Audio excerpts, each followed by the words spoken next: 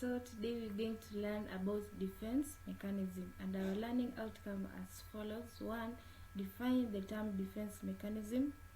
2. Uses of defense mechanism. 3. Describe the various types of defense mechanism. And lastly, 4. Discuss how teachers may reduce the use of defense mechanism among the learners. Definition of defense mechanism. It is unconscious reaction which seek to protect an individual from unpleasant emotions like anxiety, guilt, loss, rejection, etc. We also have the uses of defense mechanism. 1. Used to prevent buildup of uncomfortable tension. 2. Protects the ego from pain and hurt of day-to-day living and reduces emotional discomfort. 3. Prevents a person from drifting into depressive state temporarily. 4.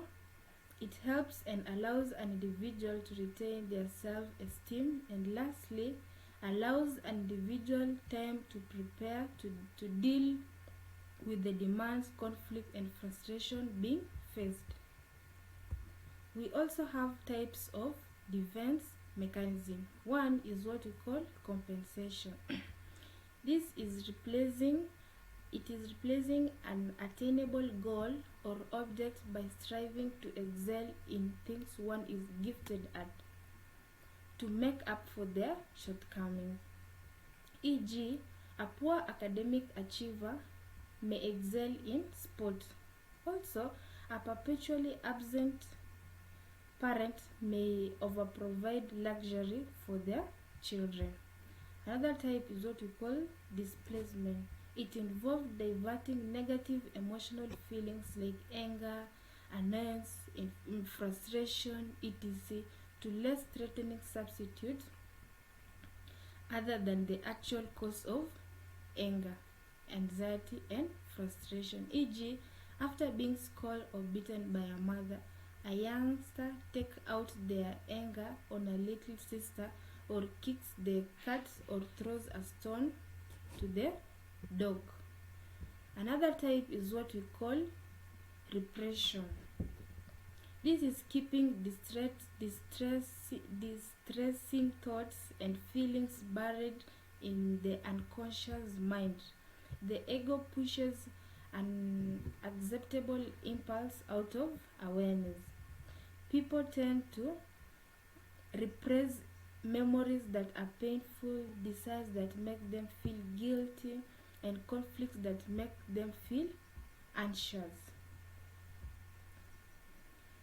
We also have another type which is called rational. This is creating false but logical excuse to justify unacceptable behavior. The ego replaces a less acceptable motive with a more acceptable one. And lastly, we have what we call denial. This is where the ego refuses to acknowledge anxiety producing reality. E.g., an individual refuses to acknowledge that he or she has a terminal disease even after a doctor's diagnosis.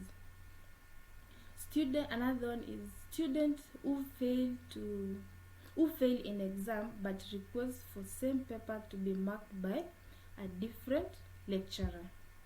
And lastly, we are going to see how to help learners to avoid reliance on defense mechanism. 1. Encourage and support them to solve their problem and not to avoid the problem. They should not run out of the problem but instead solve the problem. Another, encourage and help them to make a realistic goal. A learner should make a goal that he or she is able to attain. That is what is a realistic goal. Another one, advise them to avoid company of perfectionists. Avoid criticism.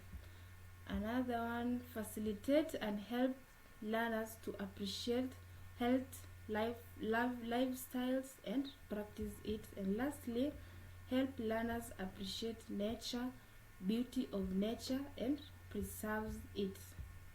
Thank you.